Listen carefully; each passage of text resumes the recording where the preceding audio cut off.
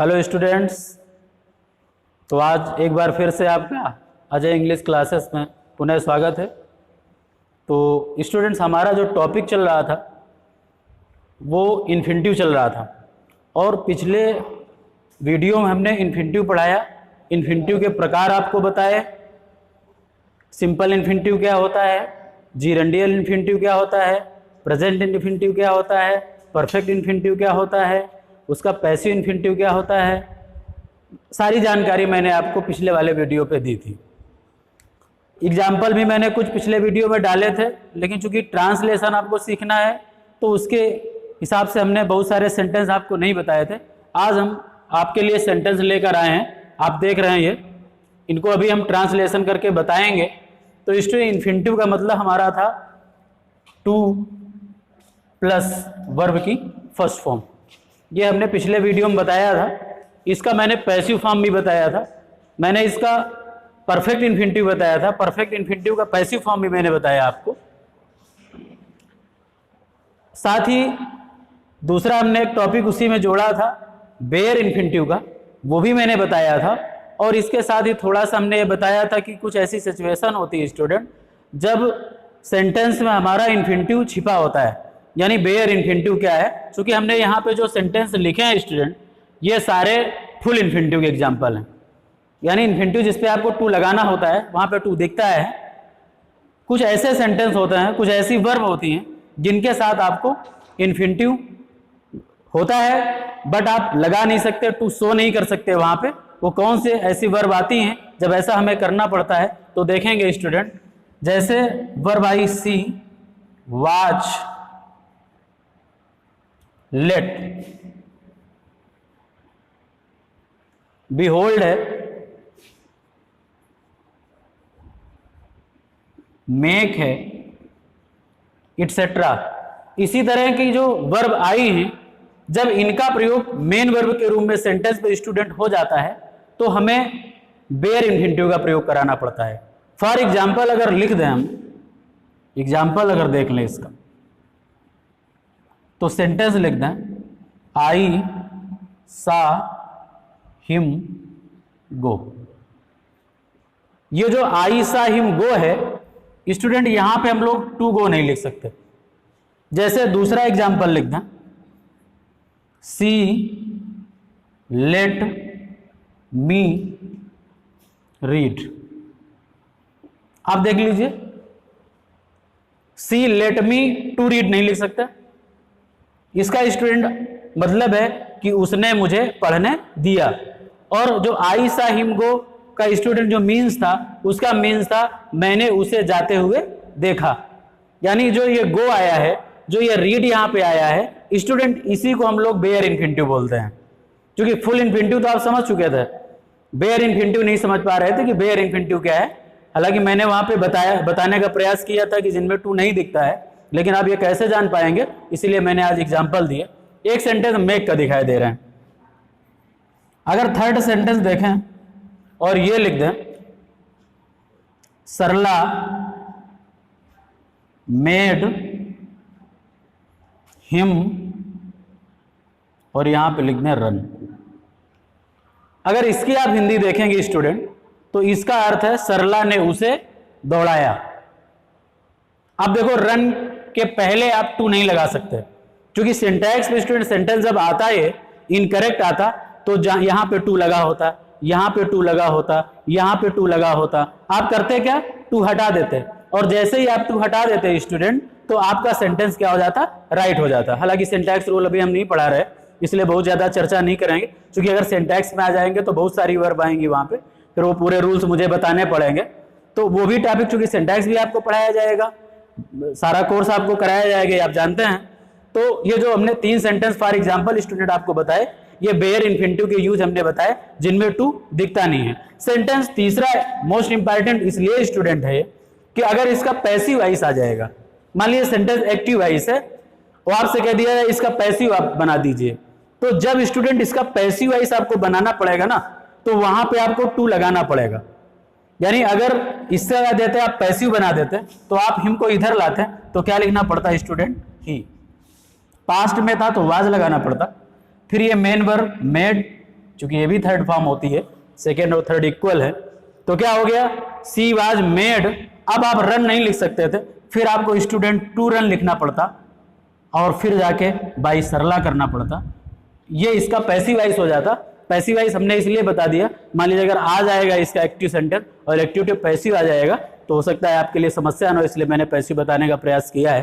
तो स्टूडेंट मैंने जो एग्जाम्पल ये दिए हैं, अगर ये वर्ब सेंटेंस पे आई हैं तो स्टूडेंट हम लोग बेयर इन्फिनिटिव का प्रयोग करते हैं, फुल इन्फिनिटिव का प्रयोग नहीं करते हैं।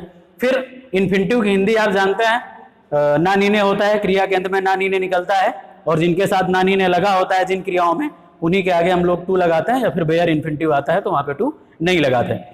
अगर एग्जाम्पल आज देखेंगे तो देख लीजिए एग्जाम्पल, हमने एग्जाम्पल आपके लिए लिए हैं आज। जैसे फर्स्ट सेंटेंस है वो आपकी मैंने बुक से कई एग्जाम्पल लिए हैं, क्योंकि एक्सरसाइज आपको बनानी है स्टूडेंट, काम आपको करते रहना है। फर्स्ट सेंटेंस है वे उसके माता पिता को देखने कानपुर गए हैं। स्टूडेंट जो देखने आया है ये हमारा इन्फिनिटिव है। आज हम आपको ये नहीं बता पाएंगे कि जीरेंडियल एक इन्फिनिटिव, चूंकि जीरेंडियल इन्फिनिटिव है या सिंपल इन्फिनिटिव है, इसकी चर्चा हमारे पूर्व वीडियो में हो चुकी है, वहां से आप देख सकते हैं। ठीक है, पार्सिंग नहीं कर पाएंगे हम, पार्सिंग करने के लिए फिर अलग से वीडियो बनाना पड़ेगा, और अगर सब्सक्राइबर हमारे बढ़ते हैं तो स्टूडेंट सिंटैक्स भी होगा, एक तरीके से डिस्क्रिप्टिव इंग्लिश आपको पढ़ने को मिलेगी, फिर पार्सिंग में आपको बताएंगे। तो आज देख लेंगे वे उसके माता पिता को देखने कानपुर गए हैं। अब ये देखेंगे सेंटेंस का टेंस तो प्रेजेंट परफेक्ट है। अब प्रेजेंट परफेक्ट है तो लिखेंगे they have gone to Kanpur, और देखने की अंग्रेजी क्या लिखनी पड़ेगी, टू सी, और हिज पेरेंट्स। सेंटेंस हमारा क्या बन जाएगी student, they have gone to Kanpur to see his parents. समझ में आया। नेक्स्ट एग्जांपल अगर देखें आप तो नेक्स्ट एग्जांपल अगला है बड़ों का सम्मान करना हमारा कर्तव्य है। अब बड़ों का सम्मान करना, देखो सम्मान करना पे आया, सम्मान करना क्या आपसे पूछा जाए क्या लिखना पड़ेगा, तो आपको टू रेस्पेक्ट लिखना पड़ेगा, क्यों भी। अगर इट से बना दें तो क्या बनेगा, it is our duty to respect the elders. क्या बनेगा, it is our duty to respect the elders. वह अपने मित्र को विदा करने स्टेशन गया। अब पास्ट इंडेफिनिट है, क्योंकि जिस टेंस का सेंटेंस है उसी में बनेगा, ये तो हम बता रहे थे, कल से बता रहे हैं। वह अपने मित्र को विदा करना का मीन्स होता है to see off. To see off means क्या होता है, विदा करना। मैंने इन्फिनिटिव लिखा है ना। क्या लिखेंगे, he went to station to see off his friend. मैंने अंग्रेजी सीखने का निश्चय किया है। अब प्रेजेंट परफेक्ट है, डिसाइडेड आएगा तो क्या लिखेंगे, आई के साथ हैव लगाना पड़ेगा। आई हैव डिसाइडेड, क्या लिखेंगे, आई हैव डिसाइडेड, निश्चय किया है। अब देखो इसको सीखना है, सीखना की अंग्रेजी क्या होती है, लर्न। इसको क्या टू लर्न लिखेंगे। सेंटेंस क्या बनेगा, I have decided to learn English.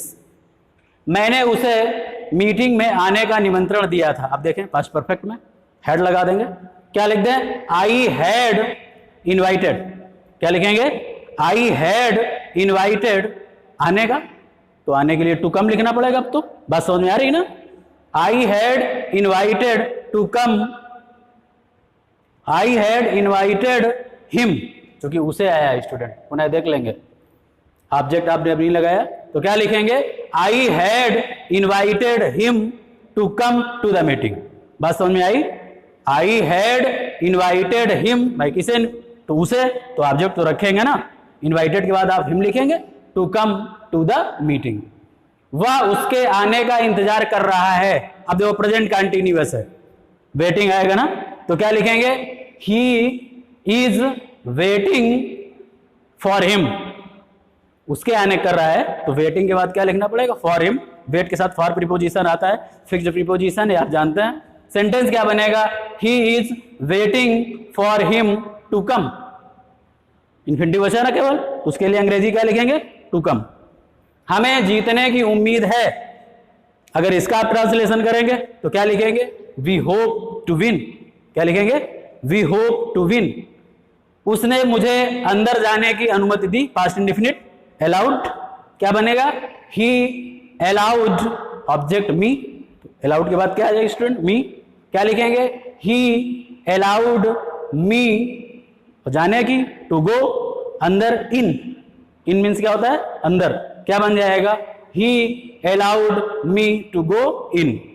आवाज बढ़ाने के लिए इस बटन को दबाओ, इंपरेटिव सेंटेंस है, दबाना, प्रेस, समझते हैं आप, क्या लिखेंगे, प्रेस बटन को, तो क्या लिखेंगे, प्रेस दिस बटन, क्या लिखेंगे, प्रेस दिस बटन, बढ़ाने के लिए इंक्रीज होता है, to increase the volume, press this button to increase the volume. उन्होंने हमें घर छोड़ने के लिए विवश किया, विवश करना कॉम्पेल माने होता है स्टूडेंट, पास्ट इंडेफिनिट है, कॉम्पेल्ड लिखना पड़ेगा, मेन वर्ब है, लिखेंगे दे कॉम्पेल्ड अस, और छोड़ने के लिए टू लीव, तो क्या बनेगा, they compelled us to leave the house. उसे मारे जाने की संभावना है।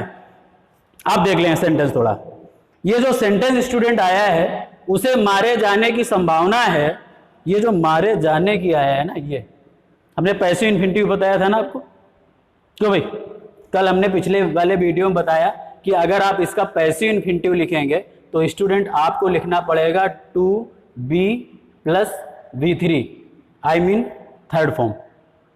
ये जो आया है यहां पर, ये एक्टिव इन्फिनिटिव नहीं है, ये कैसा इन्फिनिटिव आया है स्टूडेंट, वहां पे पैसिव इन्फिनिटिव आया है, तो अब आपको यहां पे पैसिव इन्फिनिटिव लगाना पड़ेगा, यानी आपको यहां पे लिखना पड़ेगा he is likely, likely means क्या होता है, संभावना, he is likely to be killed, क्या लिखेंगे, he is likely to be killed, important sentence है।